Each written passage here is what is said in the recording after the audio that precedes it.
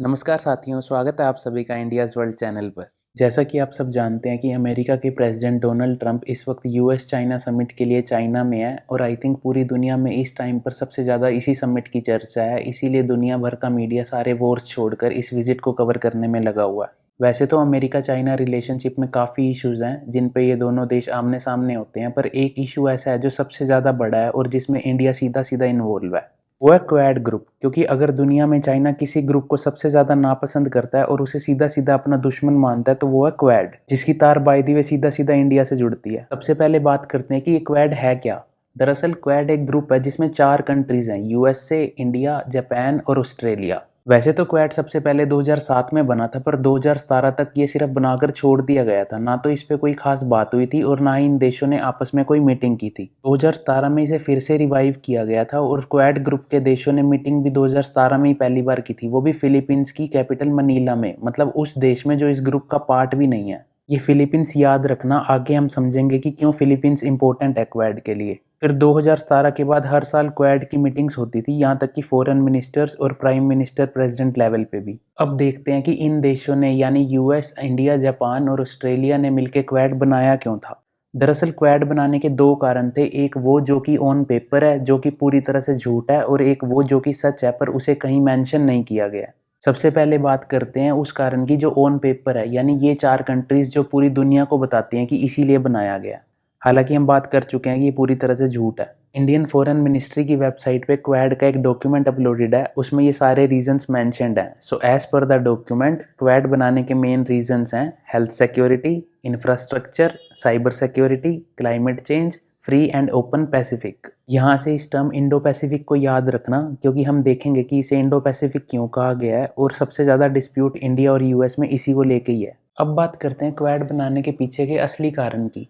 असली कारण जानने के लिए हमें सबसे पहले इन देशों की लोकेशंस देखनी चाहिए, क्योंकि उससे हमें खुद ब खुद समझ आ जाएगा कि क्वाड क्यों बनाया गया था। अगर हम इन चारों देशों की लोकेशन देखें, यूएस, इंडिया, जापान, ऑस्ट्रेलिया, तो हमें समझ में आएगा कि ये चारों देश उस रीजन को घेरते हैं जो चाइना का जोन ऑफ इन्फ्लुएंस है। जैसे इंडिया के लिए इंडियन ओशियन है।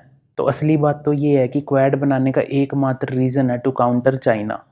बस खुल के ये बात बोल के चाइना से दुश्मनी मोल नहीं लेना चाहते ये चारों देश। अब बात करते हैं कि क्वाड आजकल न्यूज़ में क्यों है। दरअसल रिसेंटली ऐसा देखा गया कि यूएसए, जिसने 2017 में क्वाड को फिर से रिवाइव किया था, वो क्वाड से पीछे हटता हुआ दिख रहा है। यहाँ तक कि 2025 में जो प्रेसिडेंट और प्राइम मिनिस्टर्स की मीटिंग होनी थी इंडिया में, वो अभी तक नहीं हुई और उसकी जगह आज US president Donald Trump China में है।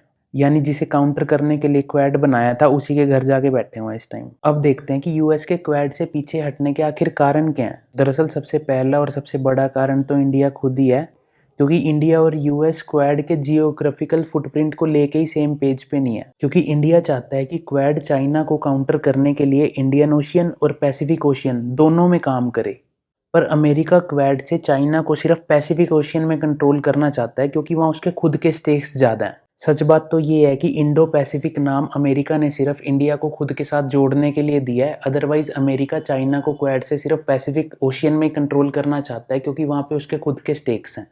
और इसका सबसे बड़ा रीज़न ये है कि इंडियन ओशियन में अमेरिका इंडिया से ज़्यादा पाकिस्तान को अपने साथ रखना चाहता है, क्योंकि पाकिस्तान अमेरिका के कहने पर कुछ भी करने को तैयार होता है, भले ही इसमें पाकिस्तान का ही नुकसान क्यों ना हो, जबकि इंडिया ऐसा नहीं करता। इंडिया कभी खुद का नुकसान करके अमेरिका की मदद नहीं करता, इसीलिए इंडिया और पाकिस्तान में हमेशा अमेरिका पाकिस्तान का ही साथ देगा, जैसे कि हमने ऑपरेशन सिंदूर के टाइम पर भी देखा ही था। अगर बिना लाग लपेट के बोला जाए तो अमेरिका को इंडियन ओशियन रीजन में एक दोस्त और एक पालतू कुत्ते में से एक को चुनना था, तो अमेरिका ने पाकिस्तान को चुना है। अमेरिका का क्वाड से पीछे हटने का दूसरा कारण भी कहीं ना कहीं पहले से ही जुड़ा है, क्योंकि अमेरिका को लगा था कि जैसे इंडिया के डर से पाकिस्तान उसके कहने पे कुछ भी करता था, तो चाइना के डर से इंडिया भी कुछ भी करेगा, पर इंडिया ने ऐसा नहीं किया। और अब अमेरिका को भी रियलाइज हो चुका है कि जैसा कंट्रोल उसका पाकिस्तान के ऊपर है, यानी जो अमेरिका कहे वैसा पाकिस्तान करे, वैसा कंट्रोल इंडिया पे इम्पॉसिबल है, क्योंकि इंडिया अपने इंटरेस्ट पहले देखता है। और सबसे बड़ी बात ये है कि क्वाड में इंडिया के अलावा जो बाकी 2 देश हैं, यानी जापान और ऑस्ट्रेलिया, ये भी यूएस के लिए बिल्कुल पाकिस्तान की तरह ही है। यानी जो यूएस बोल देगा ये दोनों वही करेंगे। सिर्फ इंडिया ऐसा है जो खुद को स्लेव और यूएस को मास्टर की तरह ट्रीट नहीं करता, इसी वजह से यूएस क्वाड से पीछे हट रहा है।